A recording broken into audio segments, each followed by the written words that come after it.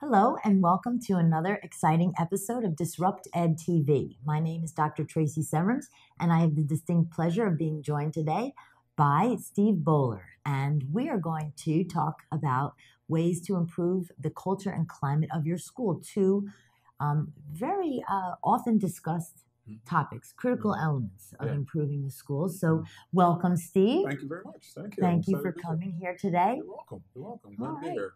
Well, let's begin first by, I'd like to ask you to tell us a little bit about yourself. Okay. Yeah. Well, I started off in art. I was an art teacher long ago. I taught art in Lawrenceville, New Jersey, pre-K to third grade. Real little guys, little tiny ones. You always don't see people like I'm me. picturing that in my mind. Yeah, right I know. now. I'm really Because tall. You're how tall? I'm 6'7". 6'7". So I'm 6'7", Okay. little guys. I did step on a few, but lawsuits over. Yeah. It's not a problem. But from there, I became a curriculum supervisor for visual performing arts there. Very short time. Then I was a assistant principal down in Gloucester Township at a middle school. Great experience. First dive into real administration, hands-on some stuff there. My first principalship was in Willingboro School District. I was there for 4 years. I was at a elementary school, and then they did some redistricting, and I became the principal of their upper elementary school, which was really exciting. It's a fun time. From there, I left and I went to Mount Laurel School District. And in Mount Laurel School District, I was the principal of the upper elementary school, 5th and 6th grade only, 1,000 kids, 2 grades. It was heaven. I loved it there. It was a great opportunity.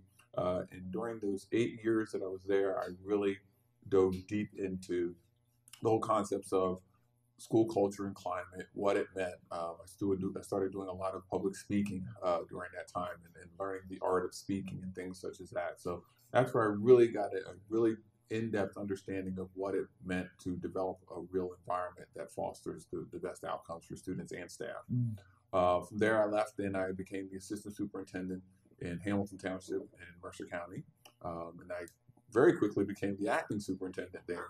So it was a quick jump to something big. Yeah, exactly. Woo! From there, I left there and I worked with an educational management company and I oversaw different charter schools throughout the state of New Jersey. And after that, at that point, I've been speaking professionally on the side and developing everything for quite some time. And I says, you know what?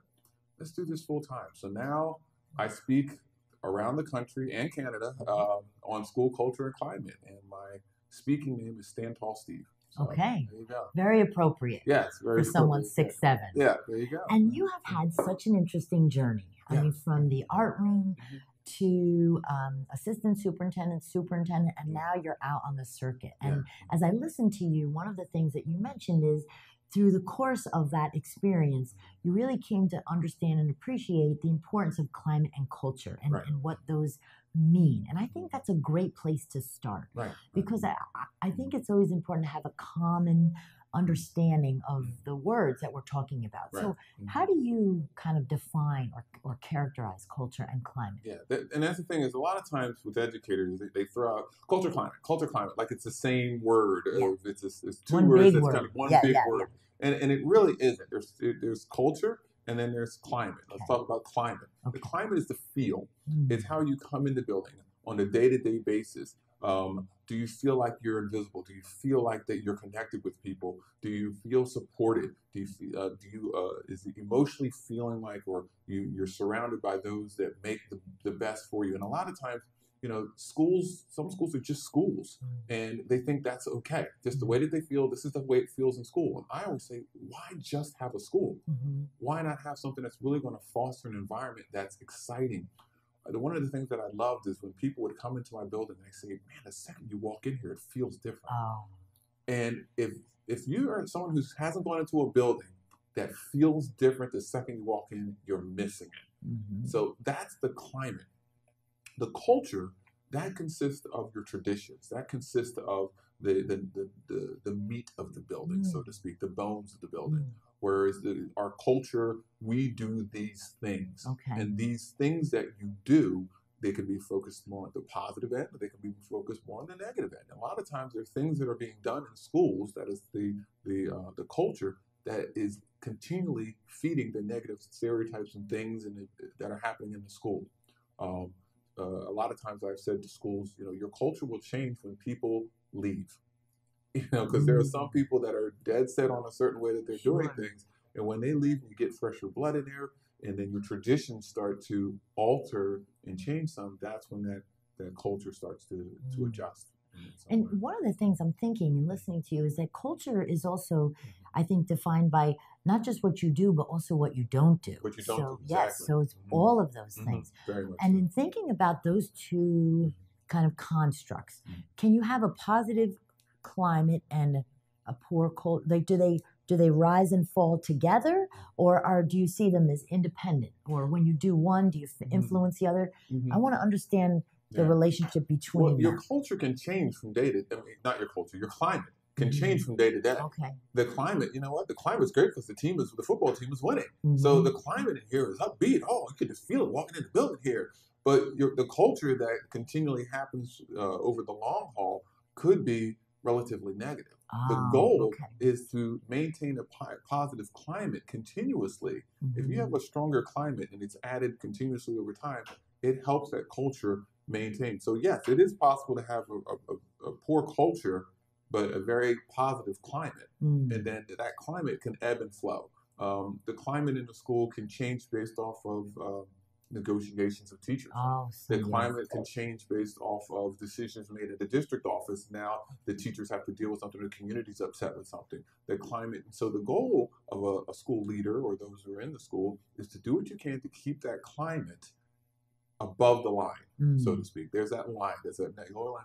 Keep it above the line. The culture, that's the long-term vision, the long-term things that you're working on to maintain it. But that climate can vary. It can vary from time to time. It really can. And so that culture and climate is important for whom and for what reason? So I think that, I always come back to, Simon Sinek says start with why. So you've helped us understand a what. Why is it important to attend to this work? It is because within schools and education, we're always talking about your assessments, your outcomes. Well, this is kind of the same thing. The climate and culture, at times it can help the outcomes, but why have the chance of it not helping the outcomes? I mean, there's some that says, I'm not going to deal with it, and we get great outcomes, but I'm not going to take that chance, So it's very important that you can maximize the outcomes that you're having. Students learn better from teachers they like. Students learn better when they feel good in their environment. Teachers teach better when they're happy with where they are. They just naturally are. As long as you make them feel good, I don't know anybody who does less work when they feel better. Oh, I feel great today. I'm doing nothing. That doesn't happen that often. Right. So why take that chance? And I always say, why just have a school when you can have an amazing place to go? Everybody would like to have an amazing place to go to every day. Sure. As much as possible. So why take that chance and not have an amazing place to go? Sure. And it sounds like this influences everyone. And so this isn't, we need to do this for the kids, or this is all about teacher morale, or it's really about us. It's about us as a whole. And there's a whole kind of understanding about the unit and how we are all together. We're all in this together. And you really want to make sure that you have a vision. Now, a lot of people throw out mission statement, vision, this, that, and the other, Okay. When you have a vision that everybody can wrap around, that's the thing. You need everybody to have buy-in. You have to have an understanding of what it means. And then you push that vision forward. The thing with a vision is this, and I love this statement: a vision excites my future but frustrates my present. It excites my future but frustrates my present. All right. I'm excited because of the vision that I have of the school and where I want it to go. It's positive, it's upbeat. But right now I'm a little frustrated because we're not there yet. Right. Okay. All right. But the goal is to take that frustration, turn it into motivation to help you get to where it is that you need to go. Nice. All right. So as much as this is for absolutely everybody, it's for everybody from the administration, from the teachers, to the students, to the parents, to the community. And everyone starts to have an understanding of the school. This is what this school is about. This is what we're all about. This is what it means. One of the things I used to love as a building principal is when the community would say, yeah, I heard about that school. It's pretty amazing. Yes, it is. Yeah, yes. You know, I'm not going to be humble about this. Sure. Yes. Oh, yes. This school is awesome. You know, and that's that internal branding that you do. I mean, a lot of times you say we got to brand the school out to the community. There's internal branding as well. Yeah. When you have these ideas of climate and culture, you have to continually brand that to the teachers, brand that to the students, continuously. It's over and over again, so that you can make that vision that frustrates you sometimes. You can start making moves towards it. Oh, I love that. Now, here's what I always say about vision. Here's my little saying, that there's a fine line between vision and hallucination. Oh, yes, that is. Because I've been in some places where the principal seems to think everything is fantastic. Then you walk around and not so much. So how do we get close to the truth? How would you, if you were a principal who really cares, who wants to have the culture and climate that makes a school more than just a concrete box where people learn, really that place where people want to be, where they're their best selves, how can you first try to, if you will, assess, I don't know, really get a clear understanding of where your school currently is, and then I want to talk about what are some tricks and techniques to make it better. Well, knowing where they are, you have to be vulnerable, and that's as much as some administrators or leaders say, "Oh, I'm vulnerable." No, you're not. No, you're not. You're afraid to really hear the truth. You have to be vulnerable. You have to be able to really do those assessments or surveys. You know, get the real deal responses as to what the community thinks, what the school thinks about day to day. I mean, it's two things. You want to find out the climate, the day to day things, as well as the traditions and things that are going on over periods of time and how people feel. And once you have that understanding, then you need to share that with others and say, hey, this is where we are. And it's not going to feel good. It might not feel good at all, but you have to be ready. Okay, let's start making plans. And when you're making plans, you just they jump in and they grab everything. Just get one thing. Pick one thing to work on and start building with that one thing. All right? Once you've gotten that, all right, let's grab something else. And then, maybe in 3 to 4 years, you have a 3-ring circus. But for right now, grab that one thing and start moving on that. That's what it's really about. You got to be vulnerable enough to listen. That is so powerful and so true because, I do believe leaders have great intentions and high aspirations. And sadly, sometimes the reality within the school doesn't match their hopes. So, but we've got to get to that place where we're vulnerable, where we know our truth in order for us to move forward. So how would you talked about grab one thing. So if I was a new principal or an experienced principal or anyone within a school, because would you agree with me that this work can emanate from more than just the principal's office? I mean, that everyone shapes the culture? Everybody shapes the climate and the culture. Although I think the fair share of it can come from the leader. The one thing that I've learned as building a building principal is how my mood, my feelings, my responses, it truly has a trickle-down effect. And sometimes that is a trickle, and sometimes it's a whoosh. Sometimes they open, it's like you go to the water park, they have the big bucket that just dumps everything. That's the principal's attitude. It just wipes everything out. So, it's important that everybody has a piece of it. They do. And there's going to be pockets in the school. There's going to be different people doing different things, different feelings. But the person that's leading it, either you step up and you be the leader and realize that your effect that it has on the building, or somebody else will. Either Fair enough. Take charge of it, or someone else will. And now you're wondering what's going on, trying to grab control of your building again. That makes sense. And so as the leader, what might be one of those one things that I might start with? Well, one of the things that I think is always great is just how you greet kids, how you greet each other. Basic. At times we don't think about that. We don't think about how we're, in the morning. It's usually what happens on Monday. How was your weekend? Not long enough. It's the same thing in every school. I've been in a lot of schools, but a lot of times you can grab something like, okay, gang, we're not doing well. or morale is low, climate is not the best it needs to be, we're going to make it an effort to greet each other in as many positive ways as we possibly can, in some way. Okay. And then grab that and roll with that. And there's nothing wrong with putting a timeline on that. You can say, for the next 2 weeks, we're going to go above and beyond to greet each other, not just in the morning, but when we pass each other in the hallways, when we see the kids. And you don't just tell the teachers, tell the kids too. Right. This is what we're doing. And then what you do, you take some little bit of data on the front end, see how it's going. Okay. And then you see what it looks like on the back end. And then you come back and show everybody, oh my gosh. One of the things that I did, I do interim work still. Okay. I go into schools and I help out. So there was a high school, the vice principal went on maternity leave. They said, hey, Steve, can you come in? Great. So I went in there. Nobody knew that I'd been a superintendent. They didn't know anything. You're this guy. So it's at a high school. My experience has always been in middle and elementary. So I said, my thing is, I want to say hello to people. I love saying good morning, good morning. Well, I'm walking around saying good morning. The kids are heads down, texting a lot. I'm like, this won't work. No. So I found a little marker board, one of those little things that they hold up answers. Oh, yeah. So I wrote on it, good morning. And so the next day, I'm walking around in the morning and I'm holding this sign up in front of people's faces. And the kids are like, oh, good morning.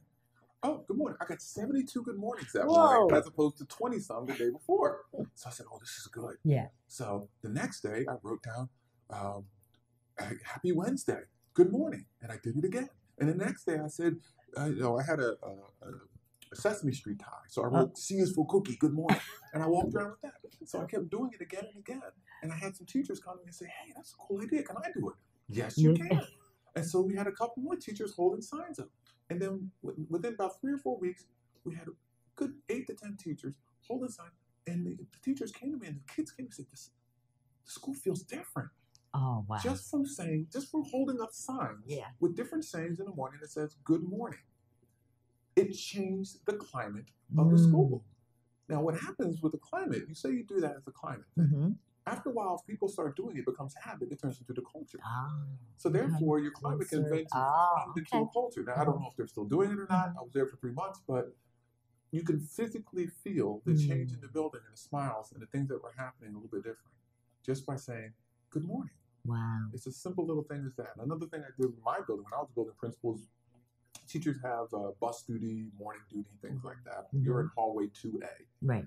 So we simply changed the name from you are on morning duty to you are the morning greeter. Okay. We just simply changed the name. Your job is to make as many kids smile coming in the door as possible. That's what your job is. Okay. You're still concerned with safety. You're still concerned with all these things. But that's what we're going to do. So we changed the name. And don't you know, it changes the feel in the morning. We don't know where the kids are coming. The kids are coming in. We don't know if it's a good morning for them or a bad morning. But if they know that they're seeing an adult that's going to get a fist bump, high five, what you doing? How's it going? It changed the whole feel. Yeah. When you go to Disney, who's standing near the front? A greeter. Mm-hmm. How you doing? Welcome to Disney. Same thing. Welcome to school. So, those kinds of things. Yeah. Small little things that you can do to make a change. Little things, big impact. Little things, big impact. I love that. And again, like the power lies in its simplicity.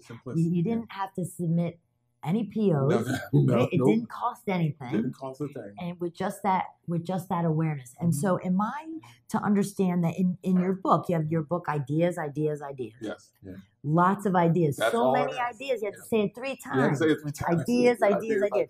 So is the kind of thing you just shared with me an example of one of those kind of ideas? Yes. So this is just chock full of ideas. That's all it is. Read it today, do it tomorrow? Yeah, or it's one of those things that you could go back again and again and again. So it's broken up for student ideas, staff ideas, community ideas, and look at the school ideas. So it's different ideas that are simple. Some of them cost a little bit of money, but some of them are absolutely free. Wow. And it's just, and all the ideas either I've done or I know a school that has done them. Okay. And the goal is the different ideas that are in there aren't just for the sake of doing ideas. They're there to either solve a problem or to make something better. Well, basically solve a problem. Every single thing is there is for solving a problem for some reason, or to improve the climate, to make something part of the culture. One of the things I did was something called Thank You Day. It was the last Thursday of every month. Last Thursday of every month, every person in the school, every student, teacher, secretary, custodian, lunch lady, wrote a thank you to somebody else in the building. All right? And then we turned it into a writing lesson because nobody writes a letter Yes, anymore. I know. Yeah. So everybody writes a letter. At the end of the day, we had a little committee. They would get all the letters. They would organize them into home rooms or whatever, And then the last Friday, we'd pass around thank yous. What a great way to end the school day, in the month. And that's it. One, it helped us with our letter writing. Two, it allowed us to show gratitude for what the things are doing, and it gives you a little fuel reboost to help you into the next month. And I had a cafeteria worker who refused to write these. She I hated to say it. She was a stereotypical cafeteria worker. It was just terrible. I came in, I give the kids the food, I go home. Then she got a letter from a little kindergartner. Now, she brought the letter down. She was almost in tears. And I couldn't tell if it was an animal or a person or what. Yeah, I was just, it's great. So she was like, it completely changed her. She ended up writing more letters than anybody else. Wow. She took over the committee the next year. How much does this cost? Wow. Nothing. Wow. Nothing. And so it's those kinds of ideas that are in the book, just different things to improve the climate and culture. I love that. And for sometimes there's naysayers out there, not you and I, because we see the upside in all of that. Yeah. Can this go wrong? I mean, did you ever find in doing that something people would say, oh, what if they wrote a bullying letter? What if they said something mean? Did you, I could probably write another book of the things that didn't work. I always found that when you give kids a chance to do something like that, people rise to that occasion, that they don't use it for an opportunity to bully each other. Yeah. It brings out the good. It right? does. Yes. You frame it as that. And the other thing is, a lot of these ideas, they didn't work just like, I got an idea, let me do it. You think about it. Yeah. You get your committee together, you say, okay, we do this. You think of the pros and cons, okay? And then you take the time, as I mentioned before, you do some internal branding. Like when we did Thank You Day, we talked about it for 2 months before we even started it. Oh, okay. You don't just drop that on somebody. It's like, hey, we're going to Thank You Day's coming. Yeah. What does Thank You Day mean? Morning announcements. We got Thank You Day coming up. Think about who you want to thank. Oh, get your writing skills together. You know what? And those kind of things. We did it. It was in elementary school. So the other piece of it was, especially for your K1 and 2, within the 2 months time, everybody better get a letter. So we got some professional letter writers on the side to make sure we get some letters for the little guys. But, that's some of the stuff you think of on the back end. Yeah. It's a simple idea. You still need to do your planning. You still got to talk about it. But the other thing is just go for it. Yeah. Just go for it. Do it. Do it. Yeah. I mean, part of the reason why I got into administration, it's just a funny thing. I art teacher, and I love being an art teacher. It's like throwing a party every 40 minutes. It's wonderful. And I had an evaluation. My principal said, hey, make sure you go back to school for something. And I'm like, I don't know what. And he's like, you could be a principal. And I was like, oh, I guess I could. So I started looking at administrators, and I realized I don't like them. They were boring. They didn't take chances. Yeah. And so I was like, I'm going to be the administrator that takes chances. It's not boring. It can really make it happen. And that's what I did. And that's what I did. Go for it. Wow. Take a chance. Think creatively. Just be smart about it. That's awesome. And we're all glad that you did. I'm sure all of those kids and all the teachers who've encountered you in the schools that you've been in, and now that you're out on the road, I mean, you have a powerful, joyous, optimistic energy that I think we really need. And I appreciate that you're sharing those things. You didn't keep them to yourself. You didn't hoard them. You know that they're best put out there in the world. So this has been an energizing conversation, I have to tell you. It's hard for me to stay seated here. I love this stuff. I know. I feel like the same thing. We want to get up and start doing things. I think we would have been great principals together. I know we would have. Right? Fed off each other like crazy. So I am sure that you have inspired people, and they may want to reach out to you. Could you kindly look into the camera and just tell people where they could find you, how they could locate you or reach out to you if they need to? Yes, definitely. You can go to my website. It's standtallsteve.com. Very simple and easy. You can also email me at Steven with an N, Steven, Steven at standtallsteve.com. Twitter at standtallsteve. Basically, anywhere you go, you put in Stand Tall Steve, I'm going to show up. All right, so standtallsteve.com or at standtallsteve is the way to go. All right, and it has been my great pleasure to have this opportunity to talk with Stand Tall Steve about his outstanding ideas, ways to improve the culture and climate of our schools, not just so there's better academic outcomes, so that every day is lived, is experienced in a way where it's joyful, it's positive, productive, and we're all our best selves. in that space. So thank you, Steve, for joining me today. Thank you for joining us. This has been another exciting episode of DisruptED TV. I'm Dr. Tracy Severance, and I look forward to seeing you next time. Thank you.